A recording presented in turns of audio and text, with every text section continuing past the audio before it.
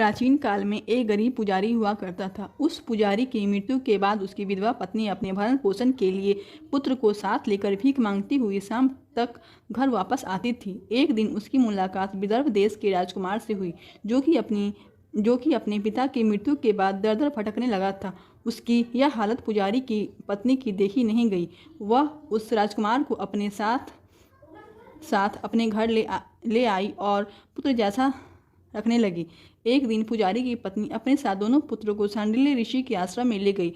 वहां उसने ऋषि से शिव जी के प्रदोष व्रत की कथा एवं विधि सुनी तथा घर जाकर वह भी प्रदोष व्रत करने लगी। एक बार दोनों बालक वन में घूम रहे थे। उनमें से पुजारी का बेटा तो घर लौट गया, परंतु राजकुमार वन में ही रह गया। उस राजकुमार ने गंधर्व कन्याओं को क्रीड़ा करते हुए देखा तो उनसे बातें करने लगा। उस कन्या का नाम अंशुमति था। उस दिन वह राजकुमार घर देर से लौटा। राजकुमार दूसरे दिन फिर से उसी जगह पहुंचा जहां अंशुमति अपने माता पिता से बातें कर रही थी। तभी अंशुमति के माता पिता ने उस राजकुमार को पहचान लिया तथा उसे कहा कि आप तो विदर्भ नगर के राजकुमार हो ना, आपका नाम धर्मगुप्त है। अंशुमति के माता पिता को वह राजकुमार पसंद आया और उन्होंने कहा कि शिव जी की कृपा से हम अपनी पुत्री का विवाह आपसे करना चाहते हैं।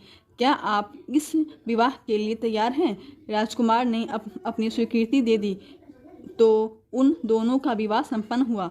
बाद में राजकुमार ने गंधर्व की विशाल सेना के साथ विदर्भ पर हमला कर दिया और घमासान युद्ध कर विजय प्राप्त की तथा पत्नी के साथ राज्य करने लगा। वहाँ उस महल में वह पुजारी की पत्नी और पुत्र को आदर के साथ ले आए। पुजारी की पत्नी तथा पुत्र के सभी दुख व दरिद्रता दूर हो गई। वे सुख से अपना जीवन व्यतीत करने लगे। एक दिन अंशुमति ने राजकुमार से इन बातों के पीछे का कारण और रहस्य पूछा। तब राजकुमार ने अंशुमति को अपने जीवन की पूरी सच्चाई बताई और साथ ही प्रदोष व्रत का महत्व और प्रदोष व्रत से प्राप्त फल से भी अवगत कराया। उसी दिन से प्रदोष व्रत की प्रतिष्ठा व महत्व बढ़ गया तथा मान्यता अनुसार लोग यह व्रत करने लगे। कई जगहों पर अपनी श्रद्धा के अनुसार स्त्री पुरुष दोनों यह व्रत करते हैं।